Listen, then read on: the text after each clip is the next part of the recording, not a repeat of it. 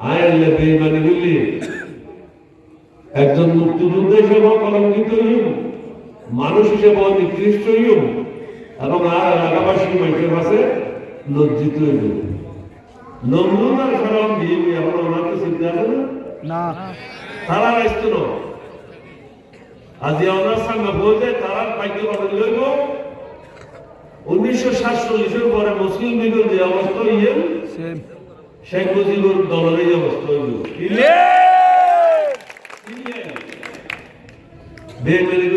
এই জাতির লোক এই জাতি তারে মাথার রোদ বইয়ে বইল সাদর দিয়ে কি হইল রাজাকার আলবদর মুক্তিযোদ্ধা করিয়ে দেশা করে ভাগ করে গেল।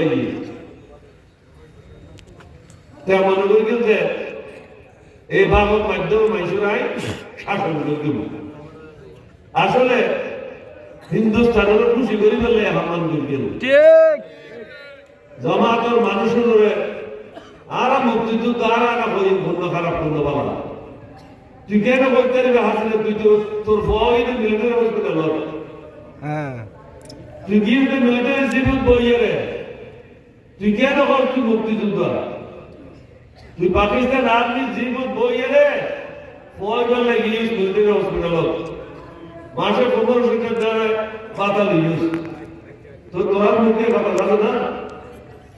আর আগে এই যুদ্ধ শেখ মুজিব কি হোক লাড়ি শোনালো ইয়ে তুই জলদি আর লাড়ি শোনালো ইয়ে মারো লাড়ি গেলাম তুই দাইয়ে পাকিস্তান দিলে নিজে মনে দিল অর্থ দিলি হ্যাঁ ও দিন বড় দিয়ে আপনার অর্থ না আর যুদ্ধ নামাইছি সেটাই কি পাকিস্তান এই শেখের বংশ ইউন বেইমানের বংশ মোনাফেকের বংশ তারা তিন নাম নেই। যুদ্ধ কমান্ডার তো ওই আগতে চাইল যুদ্ধ চাইল কিন্তু এই কমান্ডার বেগুন ইয়া কি করবি দে হাসি দেন আওয়ামী লীগ লাখে লাখে মানুষ নেই না নাই বেগুন ফেলা গিয়ে দেখি দিল না ন দেয় এক সপ্তাহ আগেও বলে দেয় হাসি দেয় ফেলায় না তোর বাবা বলাই তুই বলাই তারা এই দেশের মধ্যে অন্যরা মহব্বত দূরিয়ে নয়। এই শেখ হাসিনা 1996 সালে আর প্রধানমন্ত্রী বানাতে চাই বাইরে দিয়ে আওয়ামী লীগের 143 জন আছেন সংসদ, বিএনপির যোগইয়ে 40 জন, তৈরি 183 জন। সংসদীয় কু হয়, সংসদীয় কুর মাধ্যমে আরে প্রধানমন্ত্রী বানাতে আসেন। পড়লে 2 দিন আগে রাজি আসিলাম, তৃতীয় দিন আর কোনো তাই টাকা যে হালিয়ে বিয়ানে আর শপথ দেখেন ঠিক করে বেলাইছে।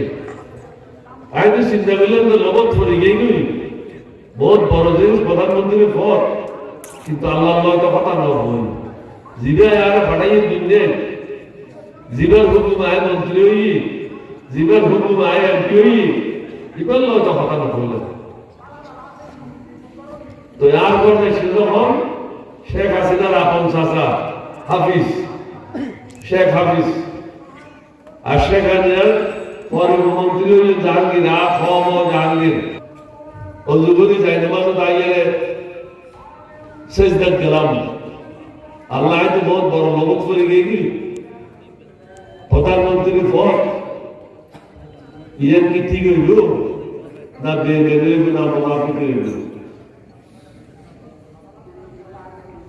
আর অন্তর মধ্যে জানা হয়ে গেল বুঝে গিয়ে ঠিক হইল না বেগম জিয়ার লয় বেড়ে হইল মোনাফিক হইল। নিচে আইয়ে তারা হইলাম যারা ক্ষমা করিল আর যে উপযুক্ত মনে হইল প্রধানমন্ত্রী বেলায় ইয়ে তো নাই তোমার কাছে বেগুনও আছে কৃতজ্ঞ এবং শেখ হাসিনার কাছেও কৃতজ্ঞ, কিন্তু আর দ্বারা শপথ গ্রহণ সম্ভব নয়। হয়তো আমি তো শেখ হাসিনার কথা বলবো কারণ কই তখন আইতে প্রায় 1-1.5 বাজছে। শেখ হাসিনার একই কথা বললাম অনেক ধন্যবাদ, কিন্তু বেগম জিয়ার মন্ত্রী এই আর যোগাযোগ মন্ত্রী মানে এই পুরো বাংলাদেশের রাস্তায় বানাই, বড় সেতু বানাই, রেলত উন্নতি করি, বিভিন্ন জায়গায় উন্নতি করি, বিআরটিসি উন্নতি করি, শেষ পর্যন্ত আয়ের বেইমানি করলি একজন মুক্তিযুদ্ধ হিসেবে কলঙ্কিত হইম, মানুষ হিসেবে নিকৃষ্ট হইম, এবং আর এলাকাবাসী মানুষের কাছে লজ্জিত হইল। এই আজ খুব অসন্তুষ্ট হইল। ইয়াদের প্রতিশোধ লইতে হতে 2013 সাল এক কক্সবাজার বেড়াতে গিয়ে সপরিবারে ডাকাত দেখি না টাকার মামলা কি সচিবালয় বোম মারি বলে বলে পরিকল্পনা করি। তার কার্যক্রিয়াল আছে এখন প্রেস রিলিজ দিলাম যে হাসিনায় আধ্যাত্মিক ভাবে কক্সবাজার তুই দেখা যায় এর বোম মারি বলে এখনো উপযুক্ত নয়। তো তুই আর দেখি দোয়া করলি আর একটু সময় মধ্যে বাংলাদেশের ব্যাপার দেখিলে, কিন্তু আর দোয়া করার বললো এই জায়গা পসিবল এর মধ্যে জিওলো তুলে গিয়ে না জিওলো কাটতে আরো যে পদে দায়িত্ব নিবি আর ইচ্ছের বিরুদ্ধে জীবন দায়িত্ব ন কারণ মালিকের দায়িত্বই তো ন 35 বার উদয় আন্দোলন দরবার দিয়ে আমার বরফ